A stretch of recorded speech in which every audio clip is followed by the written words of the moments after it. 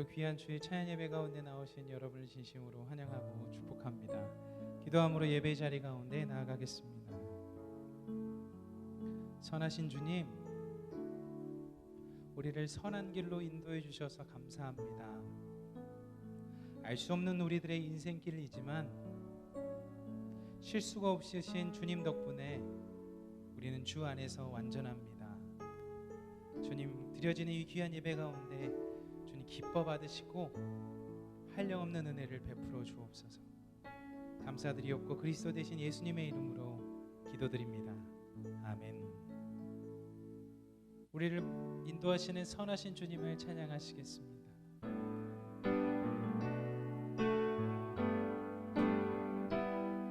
선하신 목자, 선하신 목자, 날 사랑하는 분, 주 인도하는 곳 따라가리. 주의 말씀을 나 듣기 위하여 주 인도하는 곳 가리. 다시 한번 고백합니다. 선하신 목자, 날 사랑하는 분, 주 인도하는 곳 따라가리. 주의 말씀을 나 듣기 위하여 주 인도하는 곳 가려네. 나를 푸른 초장과 쉴 만한 물가로 내 선하신 목자 날 인도해. 험한 산과 골짜기로 내가 다닐지라도 내 선하신 목자 날 인도해. 선하신 목자, 선하신 목자, 날 사랑하는 분, 주 인도하는 곳 따라가리. 주의 말씀을 나 듣기 위하여 주 인도하는 곳 가려네. 나를 푸른 초장과 쉴 만한 물가로 내 선하신 목자 날 인도해. 험한 산과 골짜기로 내가 다닐지라도 내 선하신 목자 날 인도해. 나를 푸른 초장과 쉴 만한 물가로 내 선하신 목자 날 인도해. 험한 산과 골짜기로 내가 다닐지. 우리 다시 한번 찬양할 때 우리 교회를 인도하신 하나님, 우리의 삶을 인도하신 주님을 찬양합니다. 선하신 목자, 날 사랑하는 분, 주님, 우리 교회를 인도해 주셔서 감사합니다. 주의 말씀을 나 듣기 위하여 주 인도하는 곳. 다시 한번 고백합니다. 선하신 목자, 날 사랑하는 주님, 우리의 삶을 인도해 주셔서 감사합니다. 주의 말씀을 나 듣기 위하여 주 인도하는 곳 가려네. 나를 푸른 초장과 쉴 만한 물가로 내 선하신 목자 날 인도해. 험한 산과 골짜기로 내가 다닐지라도 내 선하신 목자, 선한 목자 되신 우리 주, 선한 목자 되신 우리 주, 항상 인도하시고 푸른 풀밭 좋은 곳에서 우리 먹여주소서. 선한 목자 구세주여 항상 인도하소서. 선한 목자 구세주여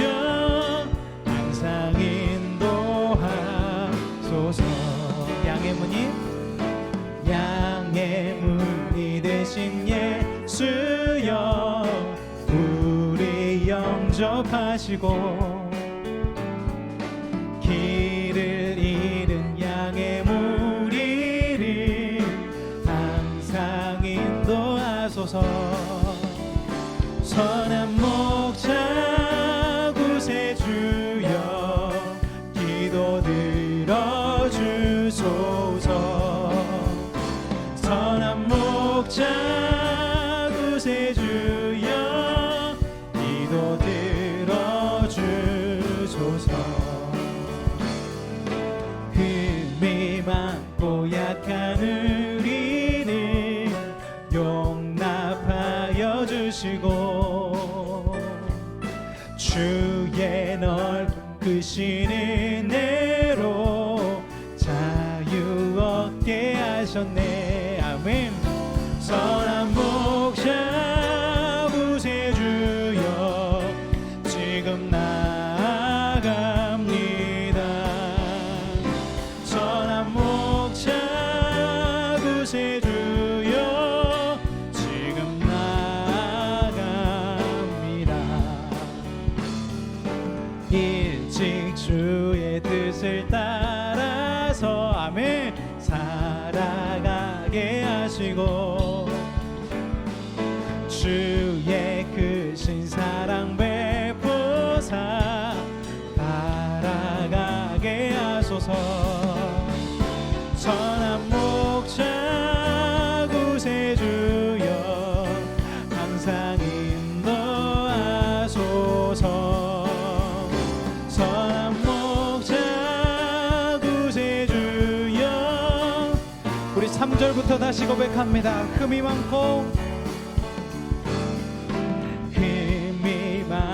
약한 우리를 용납하여 주시고 주의 넓고 크신 은혜로 자유 얻게 하셨네.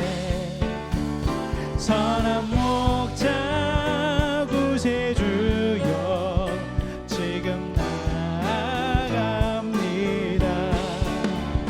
선한 목자 구세주여 지금 나아갑니다. 일찍 주의 뜻을 따라서 살아가게 하시고 주의 크신 사랑 베푸사 따라가게 하소서. 선한 목자 구세주여 항상 인도하소서. 선한 목자 구세주여 항상 선한 목자 구세주여 선한 목자 구세주여 항상 인도하소서. 선한 목자 구세주여 항상 인도하소서. 우리의 삶을 선하게 인도하시는 그 주님 앞에 박수 영광 올려드리시겠습니다. 아멘. 아멘. 주님, 우리를 선하게 인도하시는 예수님, 우리가 주님의 기쁨 되길 소망하오니 우리를 기쁨으로 만드소서.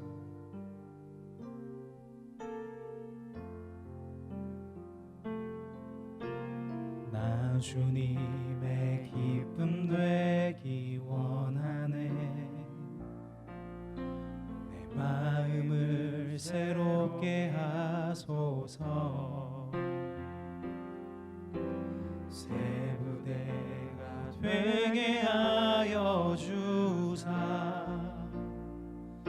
주님의 빛 비추게 하소서. 다시 고백합니다. 나 주님의 기쁨 되기 원하네. 내 마음을 새롭게 하소서. 새 부대가 되게 하소서. 하여 주사 주님의 빛 비추게 하소서. 내가 원하는 한 가지 주님의 기쁨이 되는 것.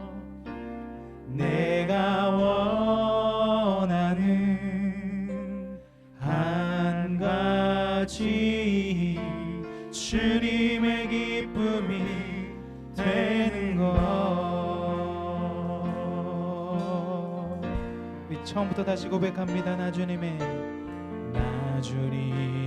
기쁨 되기 원하네. 마음을 새롭게 하소서. 새 부대가 되게 하여 주사 주님의 빛 비추게 하. 내가 원하는 한 가지 내가 원하는 한 가지 주님의 기쁨이 되는 것. 내가 원하는 한 가지 주님의 기쁨이 되는 것. 우리 시간에 2절로 고백하며 나갑니다. 겸손히 내 마음 드립니다. 내 나의 모든 것 받으소서. 나의 마음 끝끝게 씻어주사. 주의 길로 행하게. 우리 2절 다시 한번 고백합니다. 겸손히 내 마음 드립니다.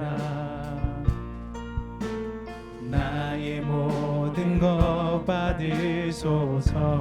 아멘. 나의 마음 깨끗게 씻어주사 주의 길로 행하게 하소서. 내가 원하는 한 가지 주님의 기쁨이 되는 것. 내가 원하는 한 가지 주님의 기쁨이 되는 것. 내가 원하는 주님. 하나님, 우리가 소원하고 소망하는 한 가지는 우리 주 예수 그리스도의 기쁨이 되는 것입니다. 하나님, 우리가 주님 앞에 엎드려 십자가에 달리신 예수 그리스도를 바라보며 수행함으로써 주님의 기쁨이 되게 하여 주시옵소서. 주님의 기쁨이 되게 하여 주옵소서. 내가 원하는 한 가지 주님의 기쁨이 되는 것.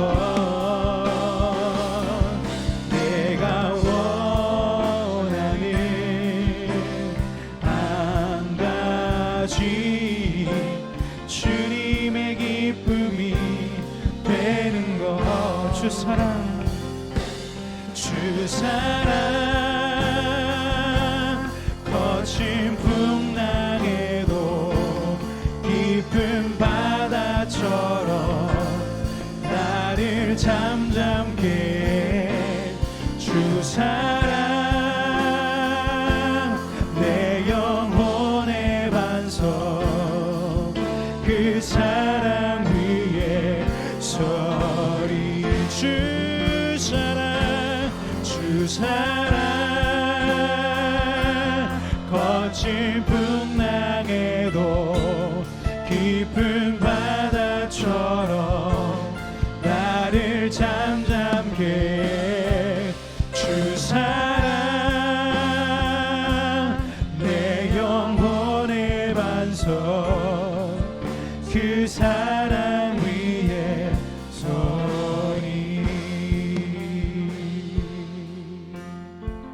내가 주인 삼은 모든 건 내려놓고 내 주 되신 주 앞에 나가 내가 사랑했던 모든 건 내려놓고 주님만 우리 처음부터 다시 고백합니다. 내가 주인 삼은 모든 건 내려놓고 내 주 되신 주 앞에 나가 내가 사랑 주님 외에 아무것도 필요 없어. 주님 한 분만으로 만족합니다. 사랑해 주 사랑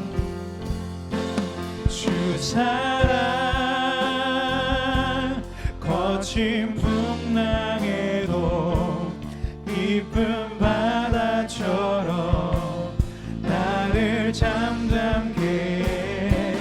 주 사랑 내 영혼의 반석 그 사랑 위에 소리 주 사랑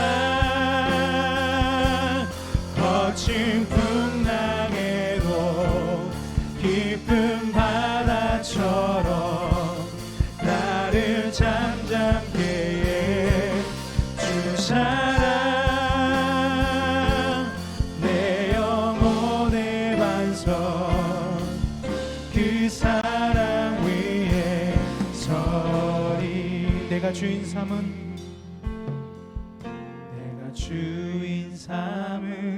모든 건 내려놓고 내 주 되신 주 앞에 나가 내가 사랑했던 모든 건 내려놓고 주님만 사랑해.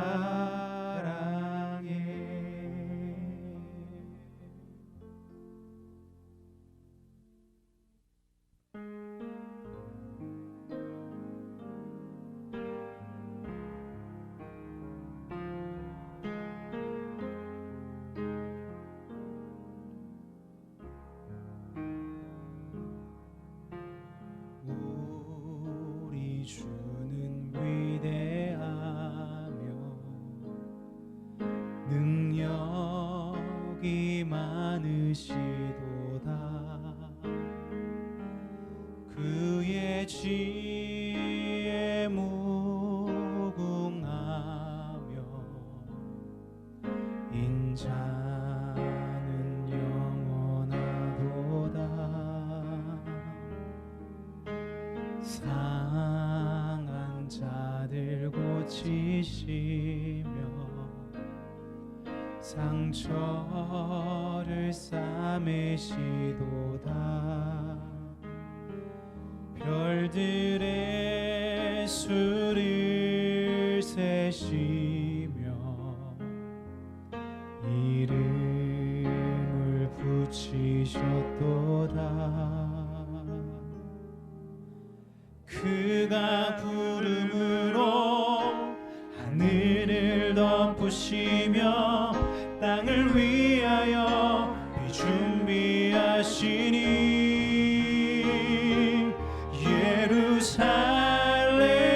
예루살렘아 여호와를 찬송할지어다. 내 하나님을 감사함으로 그 앞에 나가며 주 임재 앞에 격배.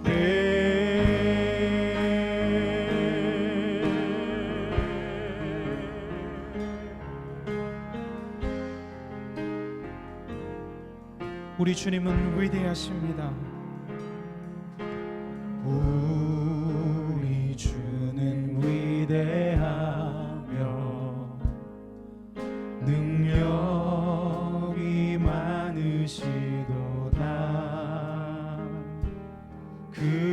죄 무궁하며 인자는 영원하도다. 상한 자들 고치시며 상처를 싸매시도다. 별들의 수를 세시며 이름을 붙이셨도다.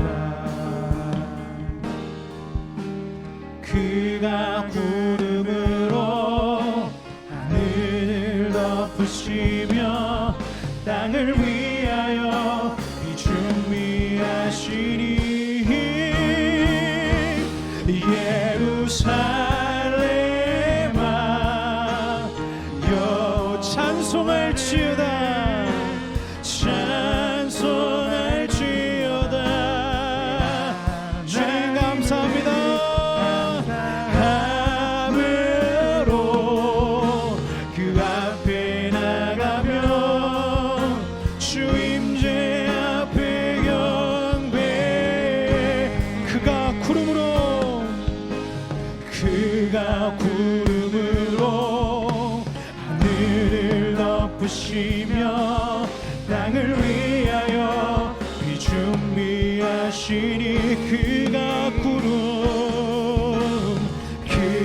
구름으로 하늘을 덮으시며 땅을 위하여 비 준비하시니 예루살렘아 여호와를 찬송할지어다. 내 하나님을 감사함으로 그 앞에 나가며 주 임재 앞에 경배. 예루살렘아 예루살렘아 여호와를 찬송할지어다. 내 하나님을 감사함으로 앞에 나가며 주 임재 앞에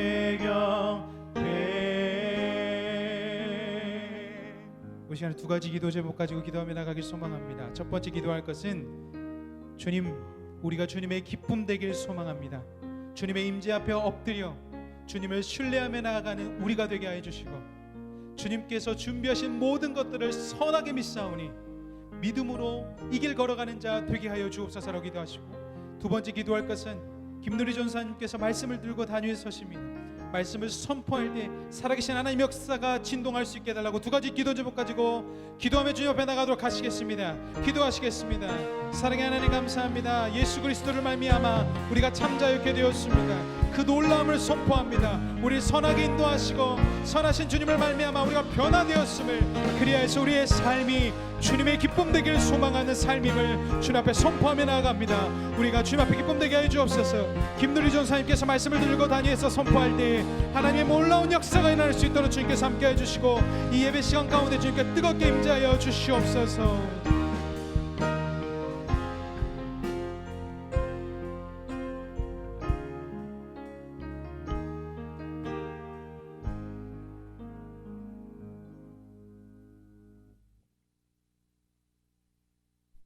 이 하루도 우리가 온전히 주님 앞에 나와 예배하며 우리를 인도하시는 하나님의 선하심을 맛보아 알게 하시니 감사를 드립니다.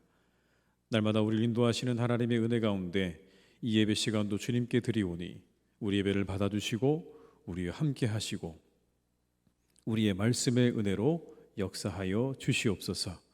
우리 영혼이 새로워지는 시간 되게 하여 주옵시고 하나님의 풍성케 하심을 맛보는 복된 시간 되게 하여 주시옵소서. 이 시간 말씀을 전하실 우리 김누리 전사님을 하나님께서 지켜주시고 그 입술을 주장해 주셔서 하나님의 귀한 말씀 선포할 때에 우리 모두의 마음 가운데 큰 은혜와 기쁨이 되어지는 복된 시간 되게 하여 주시옵소서. 예수님의 이름으로 기도드립니다. 아멘. 이 시간 하나님께서 우리에게 주신 말씀은 욥기서 42장 1절에서 6절의 말씀이 되겠습니다. 욥기서 42장 1절에서 6절의 말씀, 구약 성경 803쪽에 있습니다. 구약 성경 803면에 기록되어 있는 욥기서 42장 1절에서 6절의 말씀이 되겠습니다.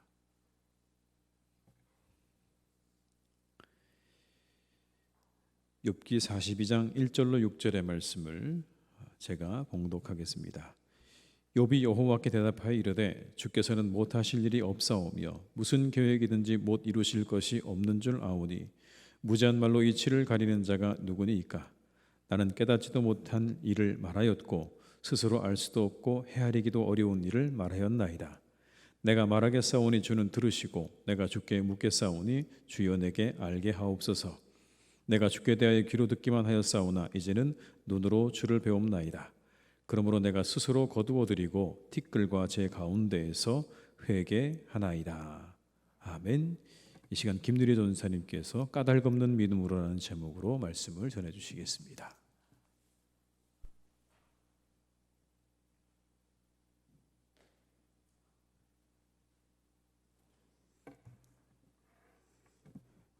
참 좋은 가을 오후입니다. 제법 날씨가 쌀쌀해졌는데 이 쌀쌀한 가운데서도 우리 성도님들을 향한 하나님의 뜨거운 사랑은 영원할 줄로 믿습니다. 이 시간 현장에서 또 온라인에서 함께 예배하는 희성의 모든 가족들에게 하나님의 이 뜨거운 사랑이 함께 하시기를 원합니다. 여러분은 구약 성경 안에서 가장 어려운 책이 무엇이라고 생각하시나요? 성경 통독의 가장 큰 적은 무엇일까요? 창세기 저희가 출애굽기까지 읽고 나서 뭐에서 막히죠? 레위기에서 막히죠. 성경 통독의 가장 큰 적은 레위기입니다. 레위기를 펼치는 순간 성경 통독의 마음을 금방 내려놓게 되는 마법이 있습니다. 분량으로 압도하는 시편을 딱 꺼내 드는 순간 시편의 10편까지는 잘 읽지만 150편까지는 언제 읽지 하는 막막함이 우리 눈을 가립니다. 복잡한 상징과 예언의 말씀이 가득한 이사야서를 끝까지 읽어본 적이 있으신가요? 읽다 보면 내가 읽고 있는 것이 하나님의 말씀인지, 내가 읽고 있는 것이 어떤 판타지 소설 가운데 있는 내가 알지도 못하는 어떤 그림을 설명하고 있는 것인지 헷갈리게 되는 것들이 굉장히 많습니다. 그럼에도 불구하고 저는 개인적으로 가장 어려운 구약의 성경을 꼽으라면 욥기를 꼽겠습니다. 보통요, 욥기를 읽으면 초반 1장과 2장을 저희가 5분 만에 금방 읽고는 합니다. 흥미진진하잖아요. 하나님이 천상의 회의에서 천상의 회의를 주재하시고 그 앞에서 사탄이 욥을 고발하는 장면을 보면 와, 너무 재밌다. 드라마 한 편을 보는 것 같다. 라는 마음으로 딱 3장을 딱 펼치는 순간 우리의 눈과 뇌는 갑자기 피곤함을 느낍니다. 이게 무슨 말인지 알 수가 없는 장이 계속 넘어가면서 욥기는 끝까지 읽지 못하고 결론 부분인 42장을 펼쳐서 결론만 읽고 마치게 되는 경우가 굉장히 많습니다. 이런 경험 해보신 성도님들 많지 않으신가요? 저는 종종 성경 통독 때 이걸 끝까지 읽어야지라고 마음을 먹어놓고 1장, 2장을 읽고 다시 42장으로 훅 하고 넘어가는 경험을 많이 했었습니다. 누구나 시작은 하지만 어떤 누구나 쉽게 읽어내지는, 끝까지 읽어내지는 못하는 책이 저는 욥기인 것 같습니다. 시작과 결말만 우리가 알고 있는 그런 책이죠. 구약을 공부하고 있는 저에게도 이게 마찬가지입니다. 욥기는요, 크게 도입 부분인 1장과 2장, 결론 부분이 42장을 제외하고는요, 중간에 큰 몸통을 이루고 있는 부분이 아주 난해한 내용의 히브리어 시, 어문으로 구성되어 있습니다. 운문으로 구성되어 있기 때문에 그냥 읽으면 굉장히 읽기가 어려워요. 우리가 시를 그냥 해석 없이 읽기가 어려운 것처럼 이것 또한 해석 없이 그냥 읽기가 굉장히 어려운 문체로 원래 쓰여져 있습니다. 분량이 많은 것도 문제인데요. 제가 히브리어로 이거를 이제 공부를 해야 되다 보니 히브리어를 읽으려고 노력을 하는데요. 해석이 불가능한 이미 사라져서 그 뜻을 알 수 없는 어휘들이 욥기에 가장 많이 들어 있습니다. 완벽한 번역이 힘들다고 얘기를 해요. 구약 학자들조차. 해석의 어려움이 굉장히 많은 책이 바로 욥기입니다. 그럼에도 불구하고 우리는 어떻게 생각하나요? 욥기의 내용을 우리 모두가 굉장히 친숙하고 잘 알고 있다고 생각합니다. 왜냐하면 이 이야기의 시작과 결말을 우리가 모두 알고 있거든요. 욥기는 의로운 사람이 당하는 고난이라는 아주 특별한 주제를 가지고 있습니다. 하나님도 인정하실 정도로 의로운 사람인 욥은요, 큰 복인 많은 재산과 많은 가족들을 누리면서 행복하게 살아가다가 사탄의 시험을 당해 갑자기 어느 날 하루아침에 모든 재산과 자녀를 잃게 됩니다. 거기에 더해서 자신의 몸에 아주 큰 고통을 주는 병까지 걸리게 됩니다. 평생 아무 잘못 없이 의롭게 살아가기만 했는데 어느 날 갑자기 모든 것을 잃고 고통과 슬픔에 빠지게 되는 것이죠. 욥은 이 영문 모를 고통 앞에서도 하나님을 욕하지 않는 믿음을 보여줍니다. 그러다 보니까요, 우리가 이유 모를 고통을 겪을 때 가장 먼저 찾아서 펼쳐보게 되는 성경 말씀이 바로 이 욥기이기도 합니다. 욥기는 의로운 사람이 왜 고난을 받아야 하는가라는 질문을 던지면서 시작합니다. 하나님은 과연 공의로우신 분이신가? 공의로 이 세상을 다스리시는가? 라는 질문을 끊임없이 던져줍니다. 우리 모두가 이 어려운 일이 있을 때 이 내가 당하고 있는 고난에 대한 설명을 욥기에서 찾기를 바라면서 욥기를 펼쳐봅니다.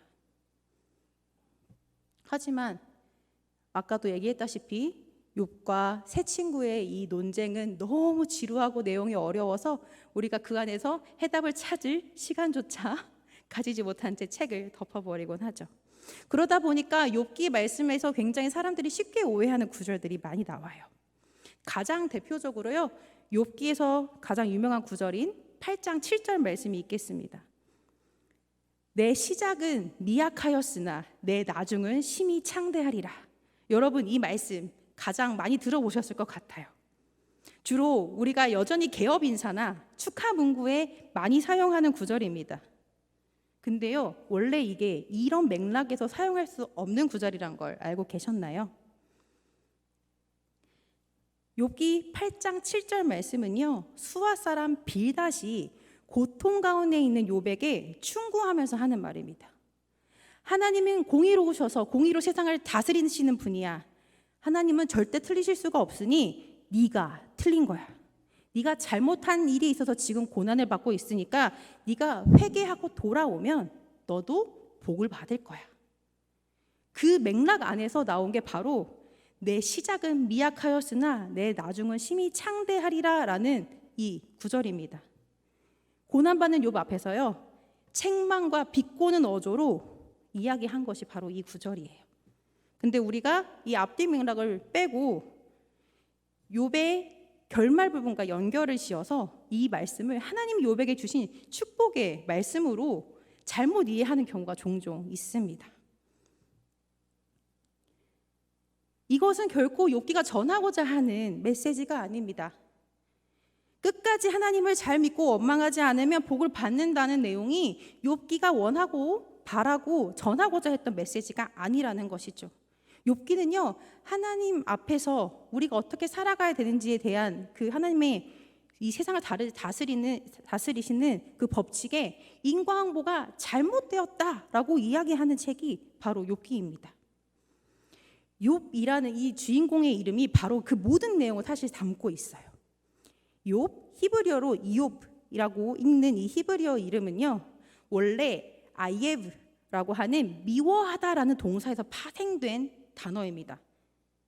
이게 직역을 하면 핍박받는 사람, 미움받는 사람이란 뜻이에요. 욥이 당하는 고난과 직접적으로 연결이 되죠. 욥이라는 이 단어를요, 아람어, 당시에 보편적으로 세계에서 가장 많이 쓰였던 아람어로 번역을 해서 보게 되면요, 이 욥이란 단어는 돌이키다, 뉘우치다라는 단어로도 사용이 될 수 있습니다. 무슨 말이냐면 우리가 오늘 읽었던 본문과 같이 욥이 하나님 앞에서 무릎 꿇고 회개하는 모습을 또 이 욥이란 이름이 담고 있음을 보여주죠. 욥을 고대 아카드어, 바벨로니아에서 사용하던 고대 아카드어로 읽게 되면 아버지가 어디 계신가 하는 말로 번역이 된다고 합니다. 이렇듯 욥기는 핍박받고 고통받는 인생의 이야기이자 하나님 앞에서 철저히 자신의 모습을 돌이키는 회개의 이야기인 동시에 나를 창조하신 하나님 아버지는 어디 계신가 하는 인생의 질문을 담고 있는 책이라고 할 수 있습니다. 욥기 전체에서 두 가지 의견이 가장 크게 충돌합니다. 하나님은 공의로우신가? 공의로우시다면 왜 의인이 고통받아야 하는가?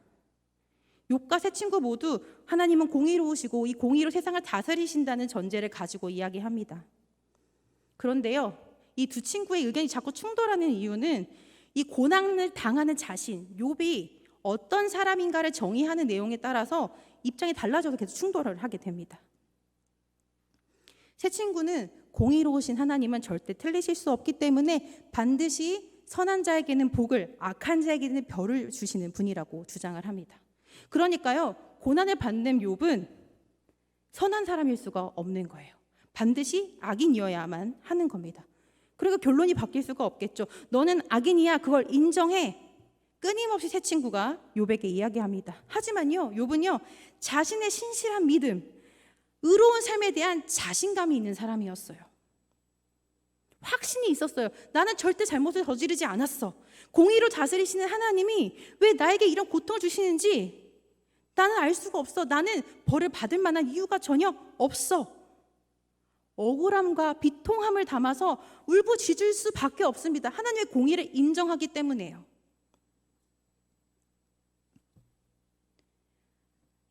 인과응보의 원리에 따라서 보면 이 욥과 세 친구의 의견을 해결할 수 있는 방법이 없습니다. 안타깝게도요, 왜 의인이 고난을 받아야 하는가에 대한 속 시원한 대답이 욥기 그 어디에서도 나오지 않습니다. 욥과 세 친구가 자신들이 가지고 있는 모든 지혜의 말들을 다 쏟아서 이 해답을 찾고자 어마어마한 논쟁을 벌이지만 결국 찾지 못한 채 논쟁이 막을 내립니다. 후에 엘리후라는 사람이 등장해서 역시나 온갖 지혜로운 말로 이 상황을 설명하고 이해시켜 보려 노력하지만 실패했어요. 심지어는 욥 앞에 나타나신 하나님께서도 이 질문에 대한 명확한 답을 내려주시는 것이 아니라 그저 하나님과의 능력과 권위를 강조하실 뿐입니다. 우린 여기서 다시 한 번 더 질문하게 됩니다. 왜 의인인 욥이 고난을 받아야 할까? 이거에 대해서 답을 내려주는 게 욥기의 목적이 아니라면 욥기의 목적은 과연 무엇일까? 정말 우리가 당하고 있는 이 무고한 고통에 대한 해답은 없는 것일까? 이 인과응보는요, 고대 근동, 제 생각엔 전 세계의 보편적인 사고였던 사고라고 생각이 듭니다. 왜 의인이 고난 받아야 하는가라는 이 질문은 욥기만 던졌던 것이 아니라 고대의 많은 사람들도 보편적으로 가지고 있었던 질문이라는 거예요. 바벨론의 신정론이라고 하는 토판에도요, 이집트의 지혜 문학인 한 남자와 그 영혼의 이야기라고 하는 글에도, 수메르 욥기라고 불리는 한 남자와 그의 하나님이라고 하는 글에도 욥기와 같은 질문들이 던져져 있습니다. 내용이 상당히 비슷해요. 고대 근동의 모두가 왜 의인이 고난을 받아야 하는가에 대한 질문에 해답을 찾고자 매우 크게 노력했음을 우리가 역사적으로 알 수 있어요. 그리고 그 모든 문학들이요, 욥과 세 친구가 그러했듯 자신들이 이해할 수 있는 모든 지혜들을 총동원해서 이것을 설명하려고 노력합니다. 근데 그 어떤 문학도요, 명쾌한 이 질문에 답을 내리지 못하고 끝을 맺습니다. 욥기에서도 물론 속 시원한 대답은 없었지만 다른 문학과 분명한 차별점이 있습니다. 바로 고난받는 자 앞에서 직접 나타나셔서 말씀하시는 하나님의 존재입니다. 다른 문학들에서는 인간의 부르짖음에, 고통의 소리에 귀를 기울이는 그런 신의 모습은 전혀 등장하지 않습니다. 그러나 욥기는 다릅니다. 욥기 31장 35절 말씀에서 욥이 이렇게 외칩니다. 누구든지 나의 변명을 들어다오. 나의 서명이 여기 있으니 전능자가 내게 대답하시기를 바라노라. 나를 고발하는 자가 있다면 그에게 고소장을 쓰게 하라. 어떠한 지혜도 자신의 고통을 해결하지 못하자 하나님이 직접 대답해 주시기를 욥이 요구하고 간구합니다. 그런 욥의 요구에 하나님께서 38장에서 직접 등장하셔서 응답하시기 시작합니다. 근데 하나님은요, 욥한테 자신을 해명하려고 하지 않으십니다. 변명하려고도 하지 않으세요. 1장과 2장에서 우리가 이미 알고 있는 이 사탄과의 이야기를 들려주시면 되잖아요. 내가 사실은 사탄과 이런 얘기를 했는데 네가 너무 선해서 그랬어. 욥도 이해하고 넘어가지 않았을까요? 하지만 하나님 이런 말씀 전혀 해주시지 않으세요. 하나님은 고난의 이유를 설명하는 대신에 하나님이 창조하신 이 세계가 얼마나 복잡하고 얼마나 신묘막측하고 사람이 다 알 수 없는 수많은 신비를 간직하고 있는지를 말씀해 주십니다. 하나님이 이 세상을 다스리는 방법을 욥에게 질문하시는데 욥은 아무런 대답을 할 수 없습니다. 세상의 지혜로는, 우리가 알고 있는 지식으로는 하나님이 세상에 이 창조하신 법칙을 다 설명할 수 있을 만큼조차 되지 못하기 때문입니다. 하나님은 욥을 통해 피조물에 불과한 우리들이 하나님의 모든 계획과 모든 섭리 다스리심을 이해할 수 있는 능력이 없다고 알려주십니다. 세상에 작은 생명이 태어나서 그 생명이 자라는 신비조차 우리가 가진 지혜로 설명할 수 없습니다. 그저 그렇게 하나님이 설계하신 모습 그대로 우리가 그대로 따라가며 살아갈 뿐입니다. 욥이 하나님을 마주하고서 비로소 이렇게 고백하며 회개합니다. 42장 1절에서 3절까지의 말씀입니다. 욥이 여호와께 대답하여 이르되 주께서는 못하실 일이 없사오며 무슨 계획이든지 못 이루실 것이 없는 줄 아오니 무지한 말로 이치를 가리는 자가 누구니이까. 나는 깨닫지도 못한 일을 말하였고 스스로 알 수도 없고 헤아리기도 어려운 일을 말하였나이다. 욥은 하나님을 잘 안다고 착각했습니다. 하나님을 내가 다 알고 이해할 수 있을 것이라고 생각했습니다. 하지만 하나님을 마주하고서 자신의 그 생각이 어리석었음을 깨달았습니다. 그리고 그 어리석음을 회개합니다. 무고한 나의 고통의 이유를 주님 알려주십시오. 근데 정작 주님이 그걸 알려주셔도 그걸 이해할 수 있는 능력이 내게 없음을 욥이 깨달았습니다. 나의 한계로 하나님의 섭리를 이해할 수 없다고 해서 하나님이 이 세상을 다스리지 않으시는 게 아닙니다. 욥이 눈앞에 등장하신 하나님을 목도하고 난 다음에서야 그것을 깨닫게 되는 겁니다. 우리는 하나님께 해명을 요구할 자격이 없습니다. 하나님이 우리에게 고난의 이유를 설명하신다고 하는데 우리는 그 고난의 이유를 이해할 수 있는 능력이, 지혜가 없습니다. 근데요, 그 이해할 수 없는 능력의 한계치가 있는 우리한테 하나님이 침묵하지 않고 나타나 주신다는 게 욥기의 초점입니다. 하나님이 우리 앞에 나타나셔서 우리의 부르짖음에 응답하십니다. 하나님을 마주해서 하나님 바라보길 바라는 우리의 울음 섞인 절규를 결코 지나치지 않으시고 외면하지 않으시고 우리 앞에 찾아와 주십니다.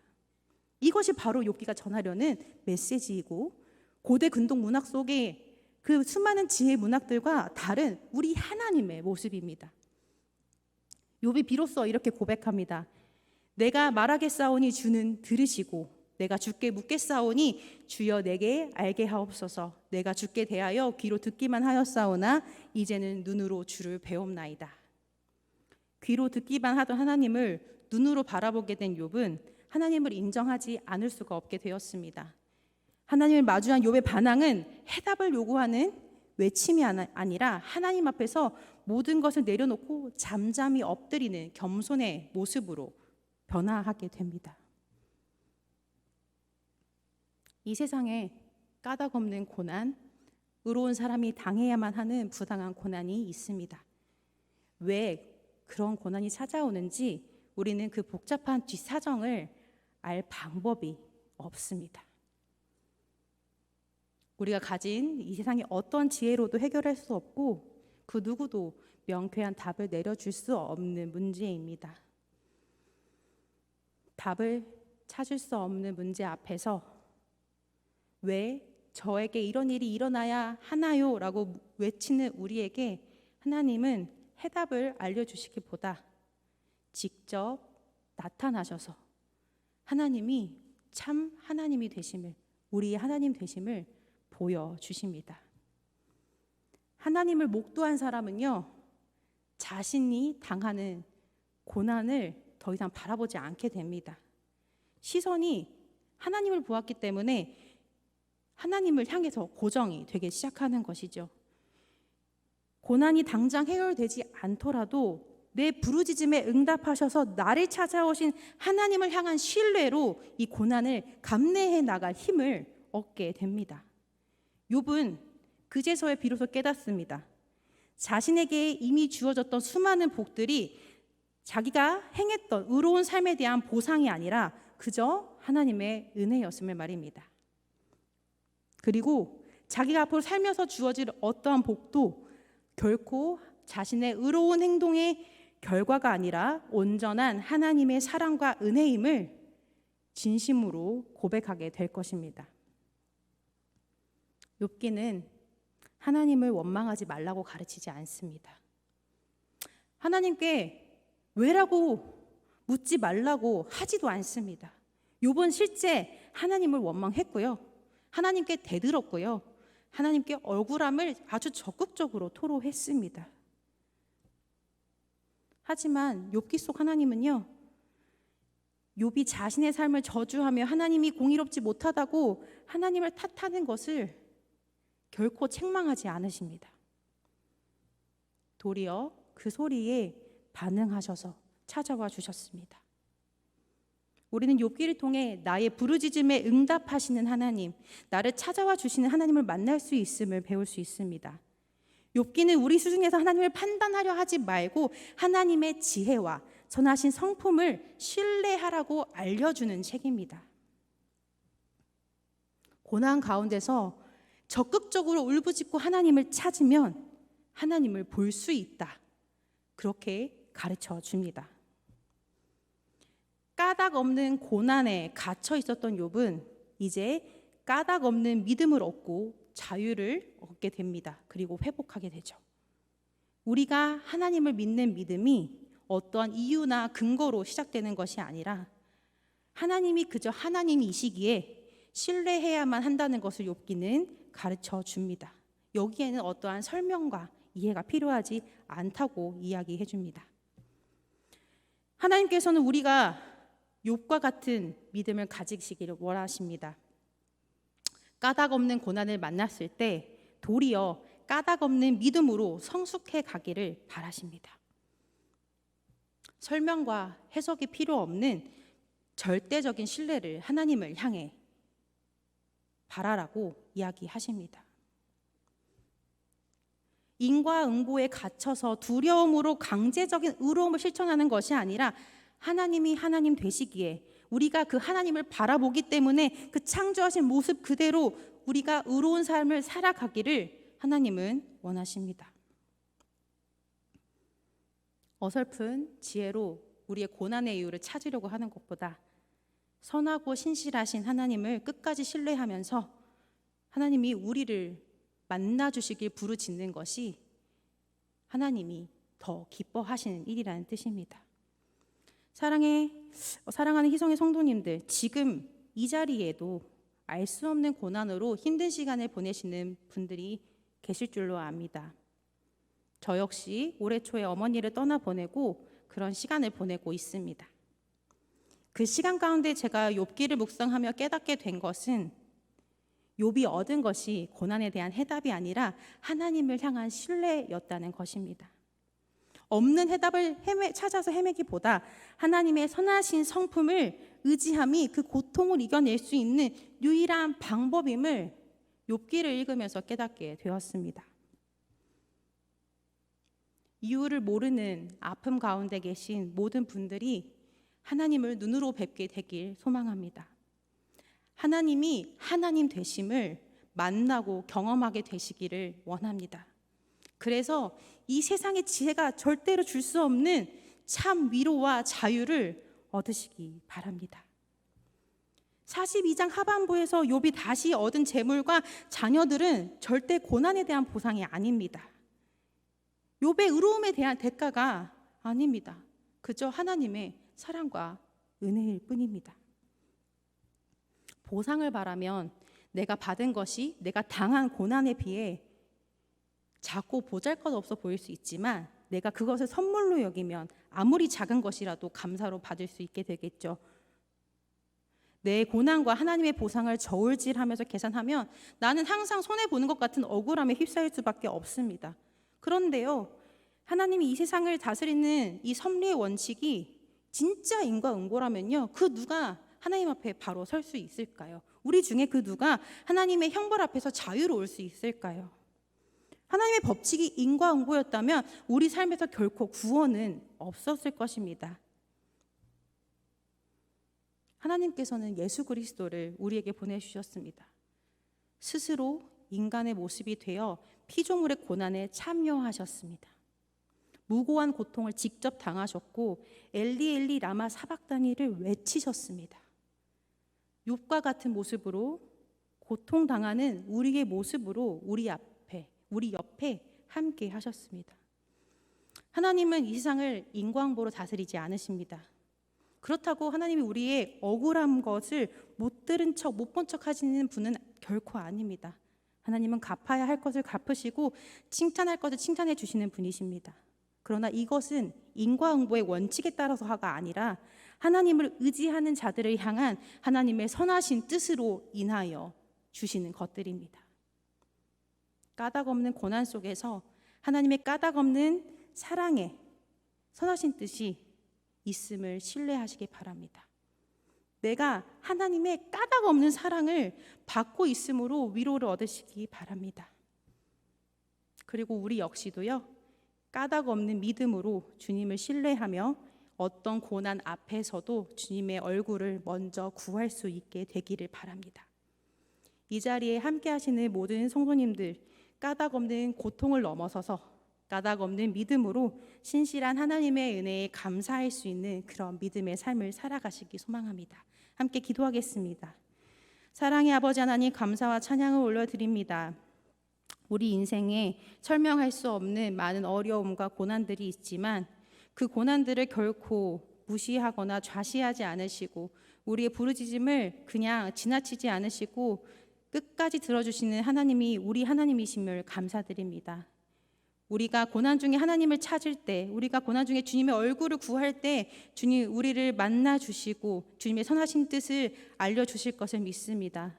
우리에게 주님을 기다리는 인내와 주님을 신뢰하는 강한 믿음 허락하여 주시옵소서. 사랑하는 희성의 성도들 모두가 고난에 지는 것이 아니라 까닭 없는 믿음, 이유 없는 믿음, 그저 하나님이 하나님 되심을 인정하는 믿음으로 하나님 앞에 참된 의인의 삶을 살아갈 수 있는 성도들 되게 인도하여 주시옵소서.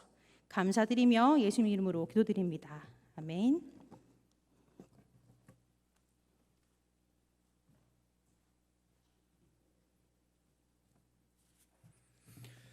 찬송가 342장을 함께 찬양하시겠습니다.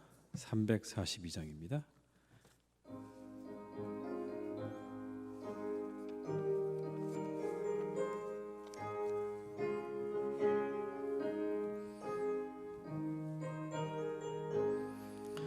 너 시험을 당해 죄 짓지 말고 너 용기를 다해 곧 물리치라.